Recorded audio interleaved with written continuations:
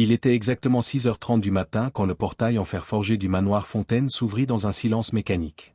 Comme chaque jour, le système automatisé reconnut le véhicule. Les caméras pivotèrent sur leur axe. Les capteurs s'activèrent. Tout était normal. Jusqu'à ce que le chauffeur écrase brusquement la pédale de frein. Quelqu'un gisait devant l'entrée principale. Une femme. Immobile. Vêtue de haillons, les chaussures trouées, les semelles décollées. Ses bras serrés contre elle un sac en plastique usé, comme si c'était le dernier trésor qu'il lui restait au monde. « Monsieur, il y a quelqu'un à terre. » La voix du garde résonna dans l'interphone. Alexis Fontaine, l'un des hommes d'affaires les plus influents de la région parisienne, descendit de sa voiture. Le front plissé. Il avait l'habitude qu'on frappe à sa porte pour lui demander quelque chose. De l'argent. Des passe-droits. Une faveur. Bien souvent, c'était du théâtre. Bien souvent, de la manipulation. Mais lorsqu'il s'approcha et qu'il vit le visage pâle de la femme, ses joues creuses, ses lèvres gercées, ses mains rugueuses craquelées par des années de labeur, il sut que quelque chose clochait vraiment. Elle ne simulait pas. Sa respiration était à peine perceptible. Son corps n'était plus qu'un murmure. Appelez le SAMU immédiatement. Pendant l'attente, Alexis ne bougea pas. Il observa cet inconnu. Et remarqua quelque chose qui lui serra le cœur, même inconsciente, même à bout de force, elle serrait ce sac contre elle. Comme si, jusqu'au dernier souffle, elle refusait qu'on le lui prenne. Lorsque les secouristes arrivèrent, leur diagnostic fut immédiat. Déshydratation sévère. Épuisement extrême. Signes évidents de malnutrition. Elle n'était pas sous l'emprise d'une substance. Elle n'était pas en état de crise. Elle était simplement à bout. Vidée. Usée jusqu'à l'os. C'est un membre de votre famille, demanda l'un des secouristes. Alexis hésita. Jeta un regard à sa montre, puis regarda la femme une dernière fois. Non. Mais j'en prends la responsabilité. Elle fut transportée à la clinique privée la plus proche. Et contre toute logique, malgré un agenda surchargé de réunions et d'appels internationaux, Alexis suivit l'ambulance. À la clinique, pendant que les médecins la stabilisaient, une infirmière examina le contenu du sac qu'elle protégeait si farouchement. Il n'y avait que 3 choses à l'intérieur. Un uniforme de nettoyage, soigneusement plié, propre malgré tout. Un petit récipient en plastique contenant quelques cuillères de riz froid. Et une photo froissée, usée au coin, représentant 3 enfants souriants. 3 enfants. 3 sourires. Dans ce minuscule bout de papier froissé, il y avait toute une vie. Alexis sentit quelque chose se contracter dans sa poitrine.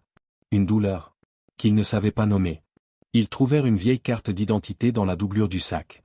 Martine Rivière. 39 ans. Femme de ménage. Des heures passèrent. Puis, dans l'après-midi, elle ouvrit enfin les yeux. Désorientée.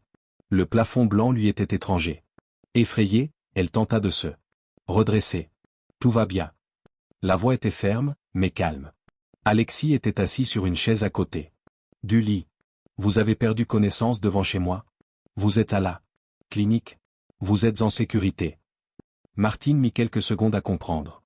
Et son premier réflexe ne fut pas de demander où elle était, ni qui était cet homme. Ce fut mon sac. Alexis le lui tendit immédiatement. Il est là. Personne n'y a touché. Elle ferma les yeux, expira lentement, puis rouvrit les paupières, et son regard se teinta d'une urgence nouvelle. Mes enfants? Ils sont seuls. Je dois y aller. Quel âge ont-ils? 11 ans, 8 ans, et 5 ans. Un silence. Alexis ressentit alors quelque chose qu'il n'avait pas éprouvé depuis très longtemps. Pas de la pitié. Non. C'était autre chose. Une responsabilité. Ah. Malaise sourd. Comme une vérité qu'on a longtemps évitée, et qui vous rattrape. D'un coup. Pourquoi marchez-vous si tôt ce matin? Martine baissa les yeux. Je fais le ménage dans des bureaux la nuit. Ensuite, je nettoie des appartements à l'heure. Hier soir, on ne m'a pas payé en entier. Je n'avais plus d'argent pour prendre le bus. Alors j'ai marché jusqu'au quartier résidentiel pour demander s'ils avaient besoin de quelqu'un. Elle n'était pas venue mendier. Elle était venue proposer du travail. Et elle s'était effondrée avant même d'atteindre la première sonnette. À cet instant, quelque chose se réveilla en Alexis. Des images qu'il avait enfouies depuis des années remontèrent à la surface. Sa mère, les mains dans l'eau glacée à 6 heures du matin. La table vide certains soirs. Le froid de Janvier dans un appartement sans chauffage. Il se souvint de ce que c'était que de manquer. Mais il se souvint aussi de ce qu'il était devenu, un homme blindé. Par le succès, coupé de la réalité qui avait été la sienne. Vos enfants ne seront pas seuls ce soir, dit-il. Je m'en occupe. Martine le regarda, incrédule. Pourquoi cet homme ferait-il une chose pareille? Alexis ne répondit pas. Parce que ce matin-là, il n'avait pas seulement trouvé une femme étendue devant son portail.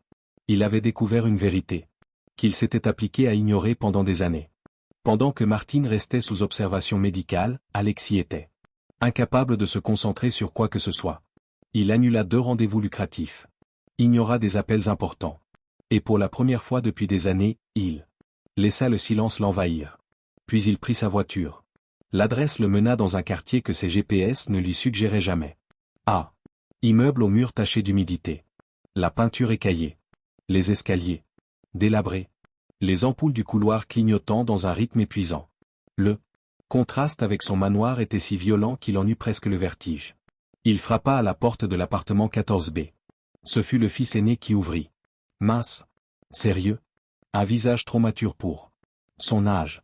Il regarda Alexis sans ciller. C'est vous, l'homme de l'hôpital? Ta maman est stable. Elle se repose. Les 2 autres enfants apparurent derrière leur frère. La cadette serrait un cahier de dessin contre sa poitrine. Le Benjamin tenait dans ses mains une petite voiture en plastique cassé, à laquelle il manquait une roue. Vous allez la virer? Demanda soudain l'aîné. La question fit l'effet d'un coup dans l'estomac. La virer? Elle ne travaille pas pour moi. Le garçon le fixa droit dans les yeux. D'habitude, quand maman s'évanouit ou qu'elle tombe malade, il la vire. Silence. Alexis sentit une oppression dans la poitrine. Cette phrase d'enfant disait plus long que n'importe quel rapport, n'importe quelle statistique. Il entra dans l'appartement. Tout y était propre. Impeccable. Malgré la pauvreté évidente, il y régnait un ordre, une dignité tranquille. Sur la table de la cuisine, 3 assiettes vides, et un mot écrit à la main, de cette écriture ronde et appliquée des gens qui écrivent pour être compris, il y a du riz dans la casserole. Réchauffez-le un peu. Je vous aime. Alexis dut déglutir. Vous dînez toujours seul comme ça? Oui. Maman travaille la nuit, dit la petite fille simplement, comme si c'était la chose la plus normale du monde. Alors le Benjamin s'approcha d'Alexis, leva la tête vers lui, et demanda sans détour. T'es riche, toi?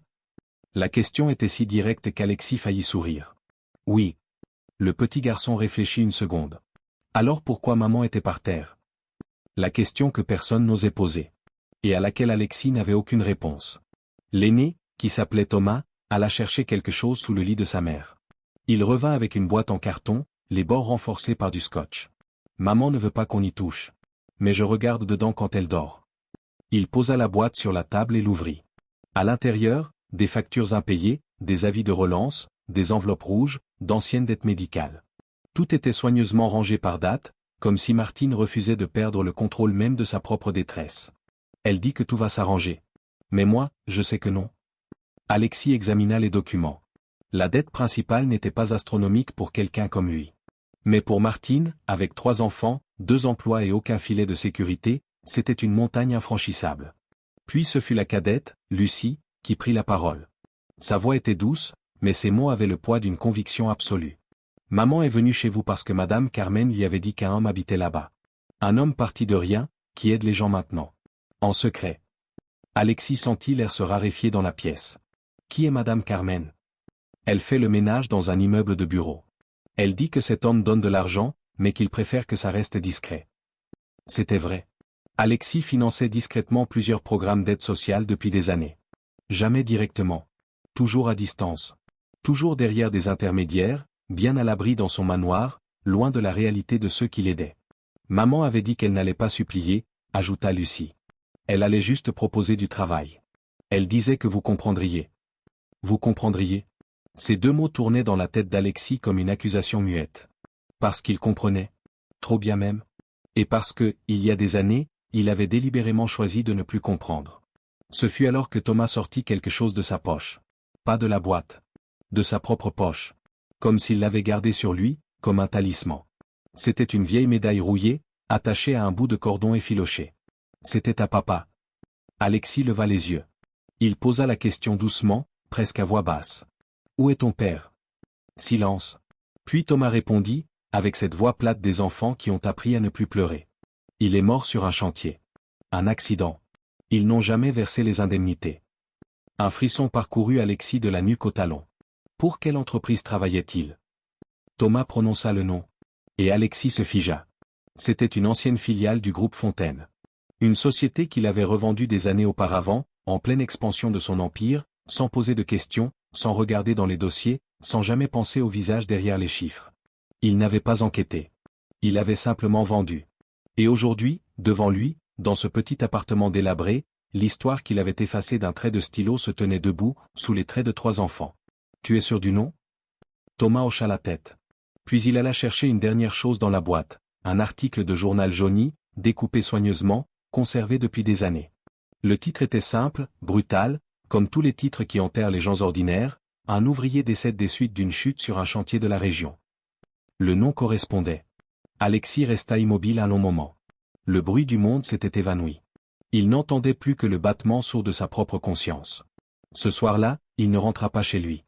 Il resta assis à cette table en formica, avec 3 enfants qu'il ne connaissait pas la veille, devant 3 assiettes vides et un mot d'amour griffonné à la hâte par une mère qui travaillait jusqu'à s'effondrer pour que ses enfants ne manquent de rien. Thomas, l'aîné, s'endormit le premier, la tête posée sur la table, la médaille de son père encore serrée dans le poing. Lucie dessina en silence, comme si les mots lui manquaient mais que les images, elles, restaient. Et le petit dernier s'installa sur les genoux d'Alexis, sans demander la permission, avec cette confiance absolue que seuls les enfants savent accorder à quelqu'un qu'ils ont décidé de ne pas craindre. Alexis ne bougea pas. Il resta là, dans ce silence habité, dans cette pauvreté digne, et quelque chose en lui se dénoua. Quelque chose qu'il avait serré trop fort, trop longtemps. Il n'avait pas passé la nuit la plus confortable de sa vie. Mais c'était, sans aucun doute, la nuit où il avait été le plus vivant. Le lendemain matin, avant l'aube, il appela son avocat. Il donna des instructions précises, effacement de la dette de Martine Rivière. Ouverture d'un fonds d'études pour les 3 enfants. Et réouverture du dossier de l'accident de chantier, pour qu'on examine enfin ce que sa société aurait dû examiner des années plus tôt. Ce n'était pas de la charité. C'était de la responsabilité. Et pour la première fois depuis très, très longtemps, Alexis Fontaine comprit la différence. Certaines rencontres nous tombent dessus à l'aube, devant notre propre porte, sans prévenir. Elles ne nous demandent pas si nous sommes prêts. Elles ne s'excusent pas d'arriver au mauvais moment. Elles arrivent. Et elles changent tout. Un homme peut passer des années à aider de loin, à donner sans regarder, à signer des chèques sans jamais mettre un visage sur une vie. Ce n'est pas forcément de la mauvaise volonté. C'est simplement la distance qu'on finit par creuser entre soi et la réalité, quand on a trop peur d'y revenir. Mais parfois, la réalité s'allonge devant votre portail. Et vous n'avez plus d'excuses pour ne pas la regarder en face. Si cette histoire vous a touché, c'est peut-être parce qu'elle parle de quelque chose d'universel. Cette frontière invisible entre ceux qui ont trop et ceux qui n'ont pas assez. Et cette question que peu d'entre nous osent se poser vraiment, est-ce que je regarde, ou est-ce que je détourne les yeux? Merci de nous avoir écoutés jusqu'au bout. Si vous avez aimé cette histoire, laissez un commentaire, partagez cette vidéo, et revenez pour la prochaine. Parce que les histoires qui comptent vraiment méritent d'être entendues.